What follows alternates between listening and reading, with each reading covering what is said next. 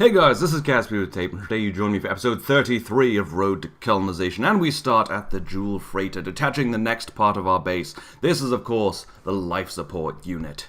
This will now go and join the actual base unit on the surface of Laythe to provide life support for the Kerbals that will go down there. So now we're just decoupling the heat shield, because apparently we didn't need it, so that was a lot of mass we didn't have to bring. But anyway, now we're doing our deorbit burn, and we'll have to do a bit of an inclination change, because we're actually passing just below the base now.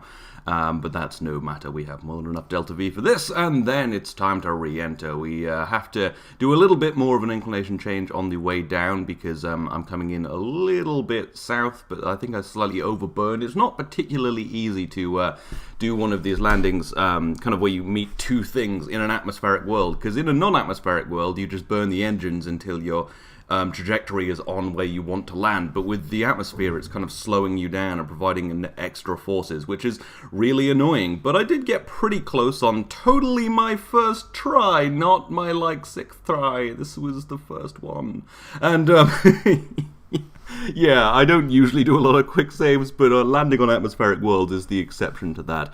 But the parachute slows down mostly, and we land within a kilometer. We'll have to do a bit of a jump and some stuff, but the base currently doesn't have any power on it, so we're going to have to send some Kerbals down to rearrange the base. But for now, we're just going to get all the units down roughly close to each other, then send some Kerbals down to start helping to move things around, because we have to repack parachutes, and some things need power, so we'll have to provide that from the SSTO and stuff. So yeah, for now, we're just landing. So we've detached one of our power units, and yeah, so now we need to do a deorbit burn, obviously do a bit of a plane change and everything. So that's, yeah, looking pretty good. I'm doing about 15-kilometer periapsis because it seems to be a pretty good way to do it. It slows down pretty quickly but doesn't burn you up. It turns out you really don't need a heat shield for Laythe. Often you don't need one for Kerbal, naturally, but it's helpful to have one sometimes. And actually, these are the things that don't have heat shields, which could actually benefit from them, because those solar panels will burn off if I don't slow down. But they also have a huge amount of delta V because they have a lot of fuel and not a lot of mass, so it's fine, and the engine's pretty powerful, so that's all good. Now, this landing actually was first time. Occasionally I do nail things, purely by accident, and yeah, it actually comes down pretty much right on top of the base. Again, I'll have to move them a bit later, but as long as it comes down relatively close. I'm actually starting to really like this landing site. I was a little disappointed, actually, that I didn't get Jewel in the night sky. It's actually just slightly off as well, but I really like this. It's got this little bit of land, it's got a lagoon, it's got a giant canyon. I mean, we're on a mountain, which is pretty nice. It's a really terrainy part of Laythe, and there's actually a bunch of other big continent bits near it, which would be really fun to explore. But that is a problem for later. The problem now is just landing this relatively close, and with a lot of engine burning and flailing, we actually do land right next to the life support unit, so I guess this is where the base is going to be, and then we'll move the actual base bit over, which is probably easiest because the base bit does have quite a bit of fuel left. So yeah, anyway, we deploy the solar panels, and this is all good. Still a little far from the other units, but it's fine. And now we're just going to bring down the second power unit. This goes about the same, but I think actually lands a little closer, which is nice. Of course, we do have to do our deorbit burn and plane change to get into the right orbit. This one will actually be landing in the light, because I'm doing this on the other side of my orbit this time. So it'll be a slightly nicer landing scene. That's the other problem with this part of Laythe, is for some reason a lot of my landings seem to be in the light because of the in the dark because of the inclination of my orbit. But this one is not, and we get a nice little sunrise very quickly over Laythe, and we start firing our engine, trying to eyeball this, trying to get the trajectory all nailed down. And it looks like we will come in quite well. I have to burn up quite a lot of fuel. I'm glad I brought so much in these. It made it a lot easier than landing something with very minimal fuel, which is often what I often design slightly too minimal craft to try and be efficient, but then it just drives me crazy. But no, this was fairly easy, and we still have to do a little bit of tweaking, try and get as close as possible to that life support unit, but this is actually going to land a little ways away. Not really linkable right here, but again, we can move it later. We'll bring down some fuel. This has burned most of its fuel, I think, now. But yeah, again, we will be rearranging this when we bring the Kerbals down. So yes, anyway, that lands, and it's looking rather nice on the hill with the sun just above the peak of that mountain. But now it is time to bring down the Kerbals in their little plane. Actually quite a big plane. These planes are actually pretty big. I think they're about the size of the Concordia in length, but not in width and things. So these need to go and pick up some Kerbals, so I'm going to go over to the mothership, and I'm actually going to maneuver the mothership into the right orbit with the plane, because I'm not exactly sure how much fuel I'll need to land on and take off from Laythe, so I'm going to try and burn as little fuel as possible from the Nighthawk planes to get the encounters with the things to get the crew, because I really need as much fuel as possible, and this still has a bit of fuel, so yes, we plan a little maneuver. We're going to drop this down into a lower orbit, which will also be useful for coming back up with the planes, because then they'll have to expend less, fuel to get to the lower orbit. So, yeah, this just generally makes sense, and again, I really want to be careful with this first flight of these Nighthawks, because we don't want to run out of fuel and have the Kerbals stuck on Laythe, especially given that we would run out of fuel in the air, and then would not land at the base. So yeah, we really wanted to have enough fuel. But they work on Kerbin, so they'll more than work on Laythe, so it's not too worrying. But yeah. Anyway, so we get our encounter all laid in, and then we slow down at the Nighthawk 4 with this giant spacecraft, which is almost impossible to turn, but again, saving fuel. So yeah, so this has most of the Kerbals on it. Of course, there are some on the Concordia, but these will be they'll only be Kerbals from this ship going down to Laythe today, because, well, the crew of the Concordia actually have something else to do with the mining operation. Anyway, so yes, we've encountered now, but fine maneuvering will have to be done by the plane, because there's no fine maneuvering to be done with the giant Endurance. I almost called it the Enterprise, but it's the Endurance. Yes, no, that is not great at fine maneuvering. So we maneuver the plane in, slow down, and flip up so that we can dock with that top docking port. I really hate docking with docking ports on top of the plane, because they're never perfectly positioned, and they just, well, this usually happens. I slam kind of into the gravity ring, and then into the docking port, and then sort of bounce off, and then I'm almost out of RCS, so what I do is I give up, and I'm just going to park this near to the Endurance, and then get a bunch of Kerbals out, and just fly them over, because that'll be easier. These aren't particularly easy ships to maneuver with each other, so I'm just going to do it like this. So we get Jeb out. Of course, he is pretty dead set on being the first Kerbal on Laythe, as he's been the first Kerbal on Gilly and Duna and the Moon. And I think, no, he wasn't the first Kerbal on Minmus, I don't think. But yeah, he wants to make it 4 for 5, so yeah. Anyway, so then we get a bunch of other Kerbals over. We get the big three, obviously Bill and Bob, and a couple of other guys, well, 3 other guys, another pilot, engineer, and scientist, so that we have all of the people we need on the surface. Because 2 is better than 1. 2 engineers, 2 pilots, and 2 scientists. They'll be able to do double the things. But what I have realized is I didn't actually bring any tools on the Endurance, so the plane actually will have to meet up with the Concordia to grab some tools, because using Kerbal Attachment System and Kerbal Inventory System to, like, attach pipes to things and move parts around, you need, like, some spanners and things. So I'm going to have to go and fetch them from the Concordia, or more accurately, the Concordia is going to have to rendezvous with the Nighthawk plane so that it can hand over some tools so that we can actually get some work done on the surface of Laythe, actually start moving fuel back and forth and all of that kind of stuff. So it's going to drop into the same orbit as the Endurance, which is something, again, it would have had to do anyway, so this isn't too much of a problem. So then we just get our encounter all locked in. But then I noticed something funny with Jool. There's a couple of moons shadowing it, and I kind of thought they looked like eyes, and I couldn't take my mind off it, so I had to see what it looked like if it were a face and it were waving at me. So that's so stupid, but yeah, that was Jool waving at the Concordia. I'm a terrible animator and artist, but I was pretty proud of that. I don't know why it looked like a face to me, but it did, so that had to happen. Anyway, so yes, we've got our encounter with the Nighthawk. Okay, I just had to stop to compose myself. It really wasn't that funny, but I don't know, man. Anyway, so yes, we get our encounter with the Nighthawk, with the Concordia, and we're going to fly on in there, grab some tools, just some spanners and some bombs and some tacos. Those are all things we're going to be grabbing. I know, mod developers are funny people. But anyway, yes, so there we go, and we arrive right at it. It's much easier to rendezvous with the Concordia than it is with the endurance, because the endurance is massive and doesn't really turn very well.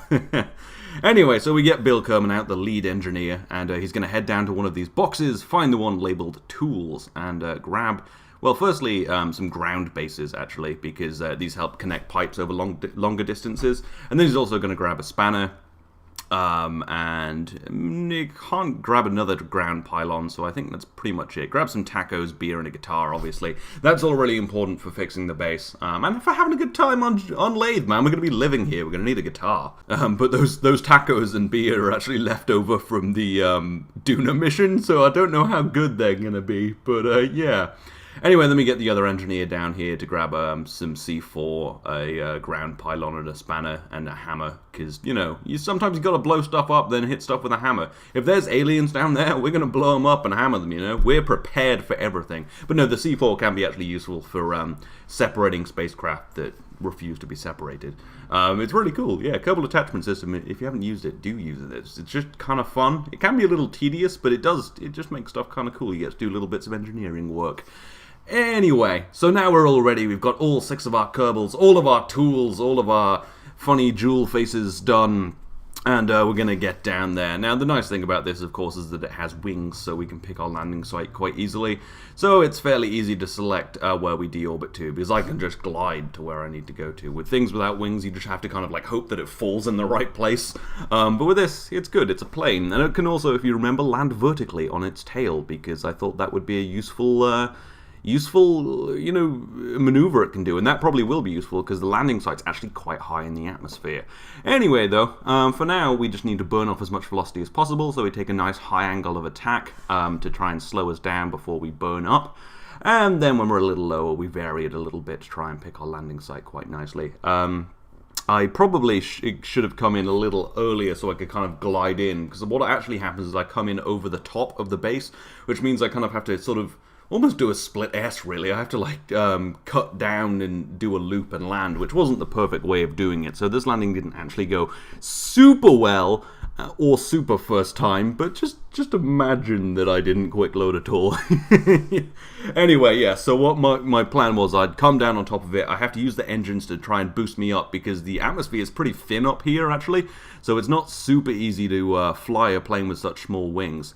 And then I'm going to turn around after totally not cutting out a quick save just there, pull the chutes and land vertically, because the land's a little bumpy and I'm already at a pretty bad angle. So we land vertically. I switch the engines to rocket mode. We land a touch hard, destroy just one landing leg, actually, surprisingly good, and then we flip forward. I pull in the landing gear, which annoyingly pulls in my wheels as well, obviously, and then I redeploy the landing gear, which destroys 2 more of the landing legs, which means there's only 1 left on this, which means it can no longer land vertically, which is kind of annoying. But yes, the plane is down after a bunch of finagling and a few broken landing legs. But yes, here it is. The Kerbals are on Laythe after just minimal, just horrifying vertical landing.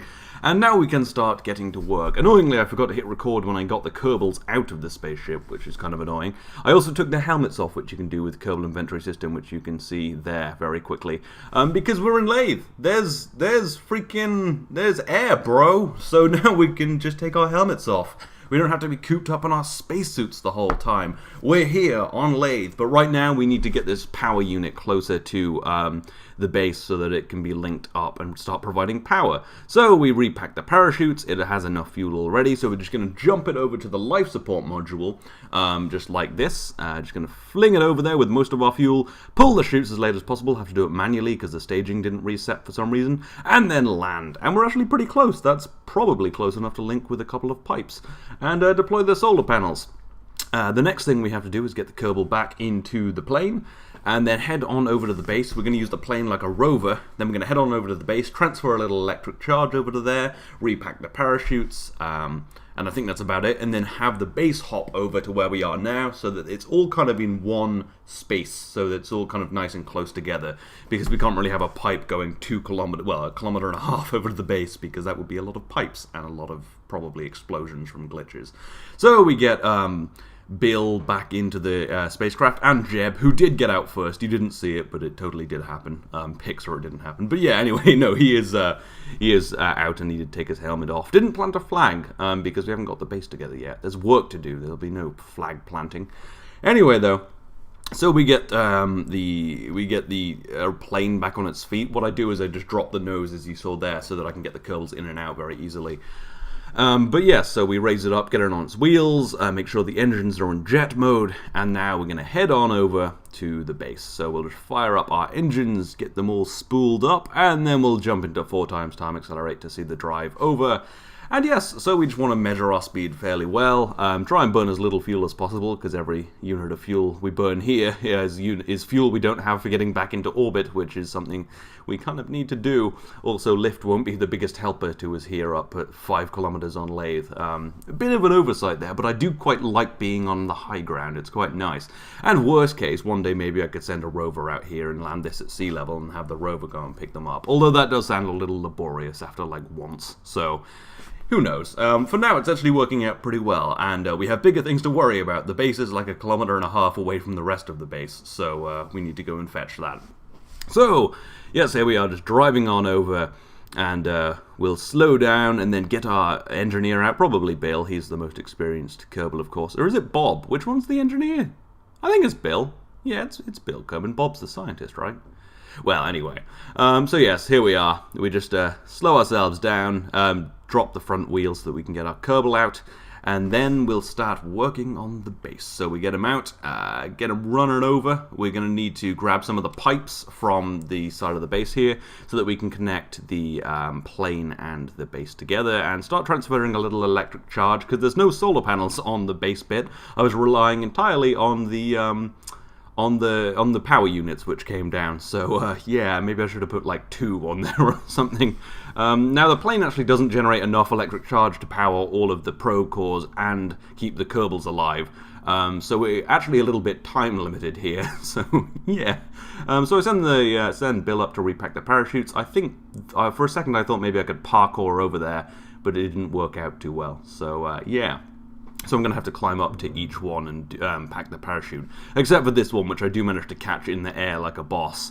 So I jump and then pack it just before I land, which was pretty good. And then pack the last one, and then just lie on Laythe for a bit, being like, it's nice here. And then run back over to the plane, transfer a little electric charge in, because, well, we're going to need that because, you know, it's probe controlled. Although I could have put a Kerbal in, but I didn't really want to risk the Kerbal's life jumping this, because this is going to jump now over to the base, and it doesn't have a ton of fuel, so it's going to be a little bit precarious.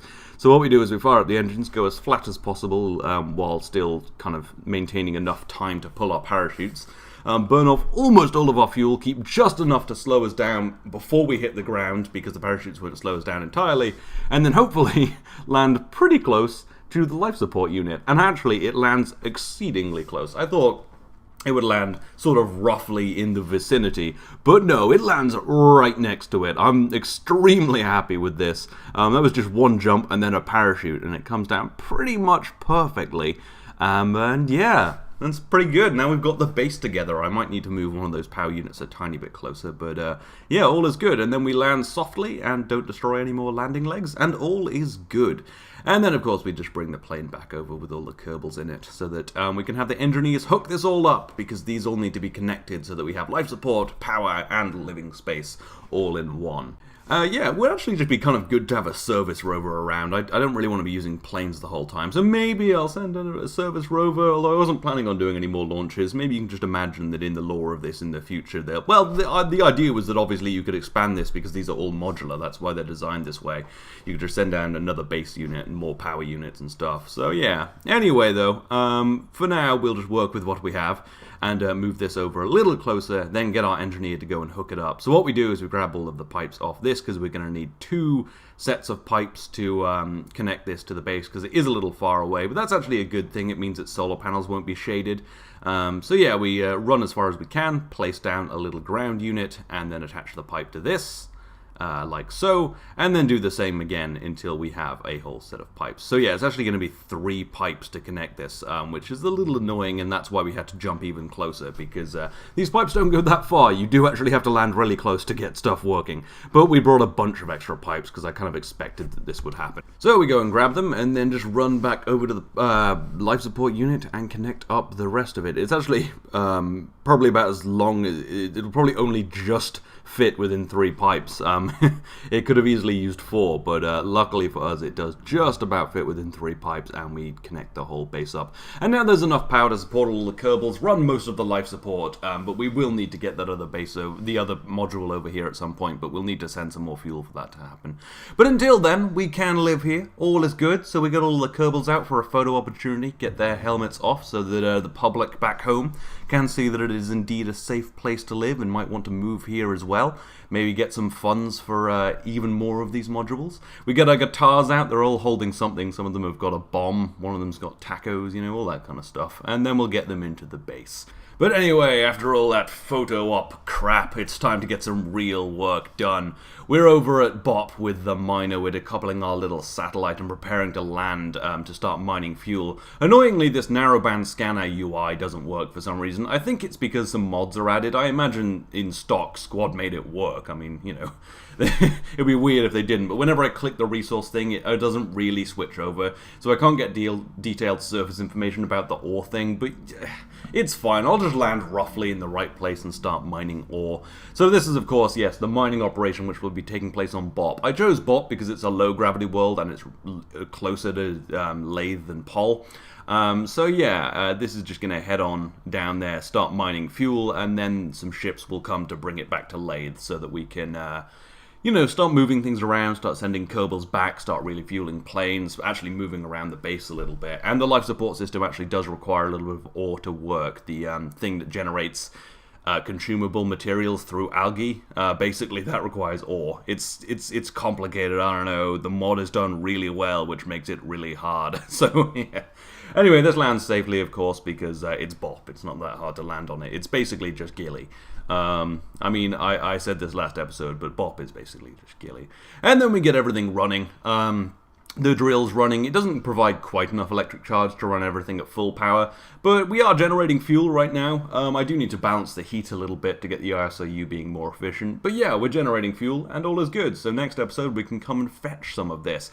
But to do that, we will need some ships. So we need to jump back over to Laythe and finagle ourselves enough fuel to get firstly, a couple of crew out here to operate the fuel shuttle, because it needs crew because we have to attach pipes, which is annoying. And also we have to bring this transport stage over, which just flipped out when I decoupled it. This has to come over here, over to BOP to actually get the fuel and bring it back. Now, I had to transfer a bit of fuel out of the plane so that it would have enough Delta V to actually get to BOP. So this actually can't go down to Laythe right now, and we'll have to wait for fuel to come back to refuel it. But again, fuel's pretty scarce because we just about got to Laythe, so yeah. However, this fuel shuttle will have enough Delta V to get to BOP, and yes, so we've got that all laid in, and it will be able to head on over there. We're also going to have to send the Concordia up with a couple of Kerbals to start operating the fuel shuttle, as I said, so we'll have to find fuel for that. I'm thinking I'd just pull the rest of the fuel out of the Endurance, put it in the Concordia, and then send the Concordia on its way. But for now, we're just going to send this on up there so that we can actually start bringing fuel back, and of course it does its first burn. It will take about 50 days for it to get to its inclination change, because we've got to wait a few orbits. But yes, the base and the whole operation should be running smoothly as long as we can get the Concordia out there, and we'll have all the fuel we need. But that will all be in future episodes. I hope you've enjoyed this. I hope you're enjoying our little Laythe excursion. It was actually quite fun doing this one, just running around having to fix all these little problems with mislanding and stuff. And yeah, I'm quite enjoying how this kind of infrastructure is starting to set itself up. So yeah, anyway, I hope you have enjoyed it, and I hope you'll come back for next episode. This has been KSP with Tape. I will see you next time.